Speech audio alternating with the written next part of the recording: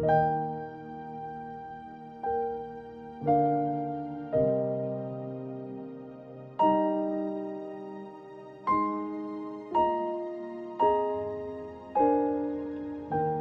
Alkitab sektor 5 GKI Resut hari ini menurut jadwal dari Kisah Para Rasul pasal 21.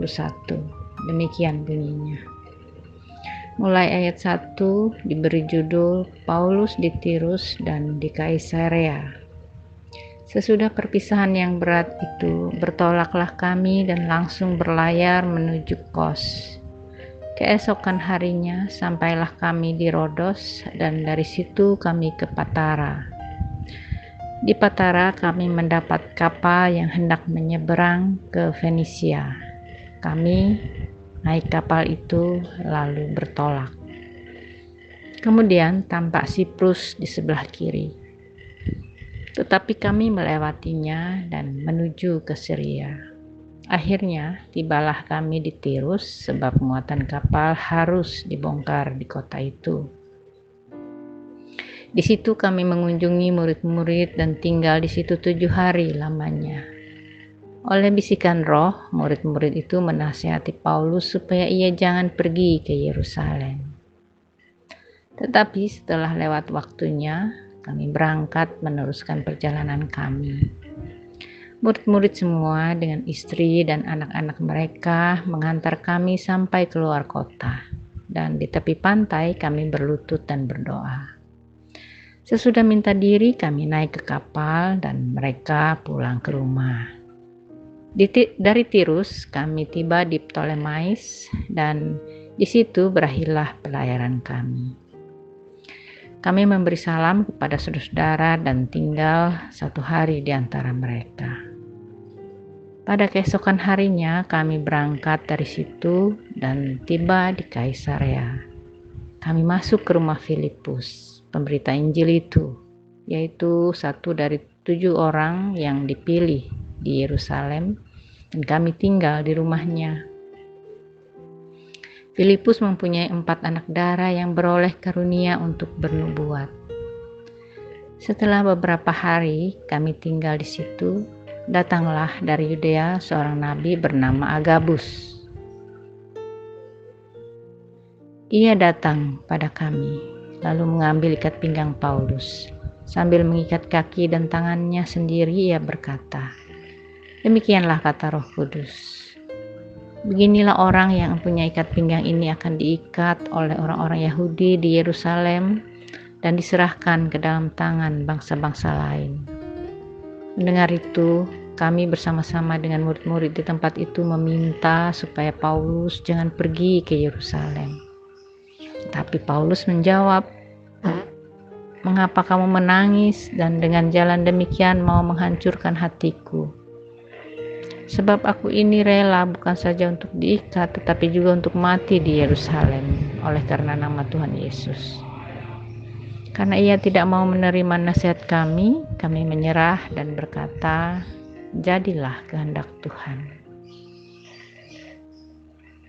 Bagian selanjutnya mulai ayat 15 diberi judul Pertemuan Paulus dengan Yakobus di Yerusalem. Sesudah beberapa hari lamanya tinggal di Kaisarea, berkemaslah kami lalu berangkat ke Yerusalem. Bersama-sama dengan kami turut juga beberapa murid dari Kaisarea. Mereka membawa kami ke rumah seorang yang bernama Manason. Ia dari Siprus dan sudah lama menjadi murid. Kami akan menumpang di rumahnya. Ketika kami tiba di Yerusalem, semua saudara menyambut kami dengan sukacita. Pada keesokan harinya, pergilah Paulus bersama-sama dengan kami mengunjungi Yakobus. Semua penatua telah hadir di situ. Paulus memberi salam kepada mereka, lalu menceritakan dengan terperinci apa yang telah dilakukan Allah di antara bangsa-bangsa lain oleh pelayanannya. Mendengar itu, mereka memuliakan Allah.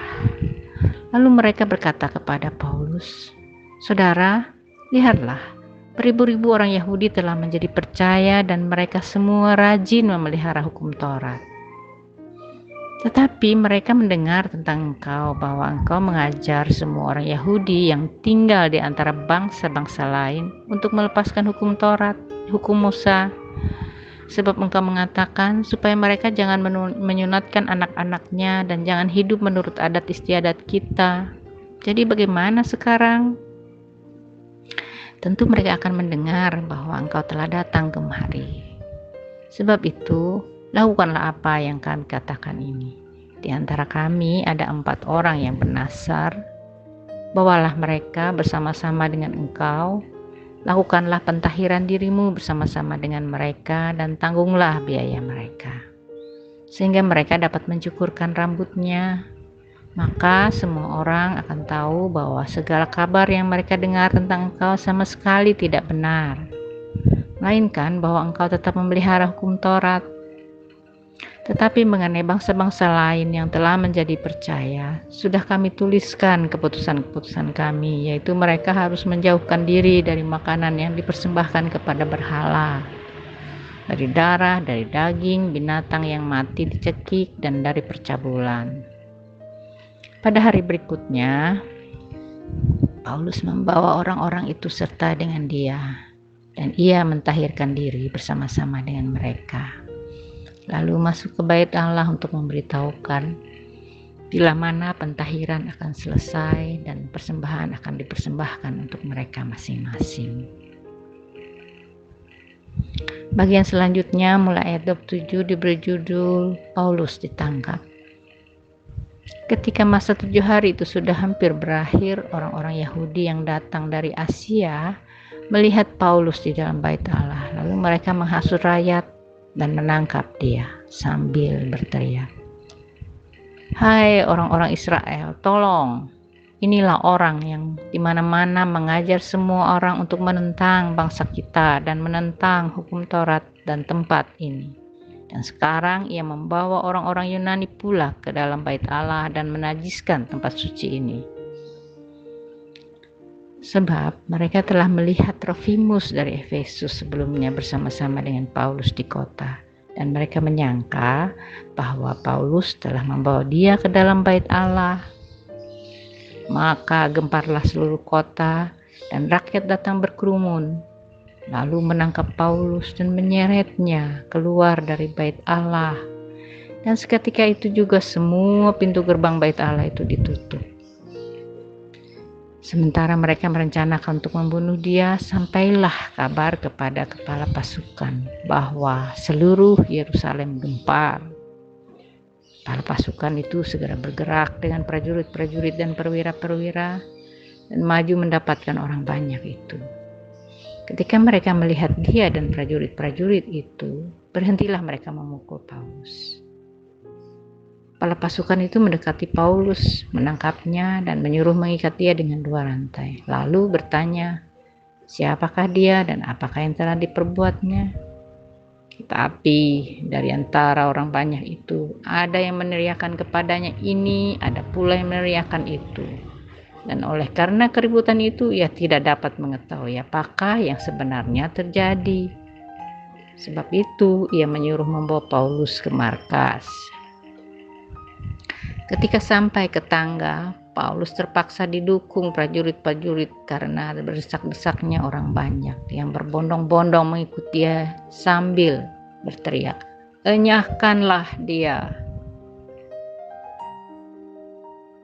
Bagian selanjutnya mulai ayat 37 diberi judul Paulus minta izin berbicara.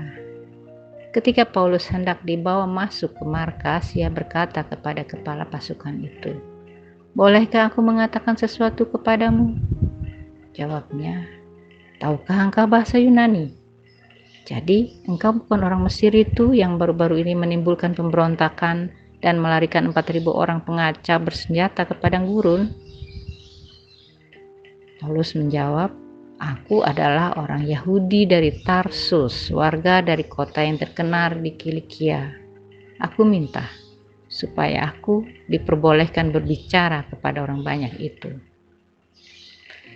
Sesudah Paulus diperbolehkan oleh kepala pasukan, pergilah ia berdiri di tangga dan memberi isyarat dengan tangannya kepada rakyat itu.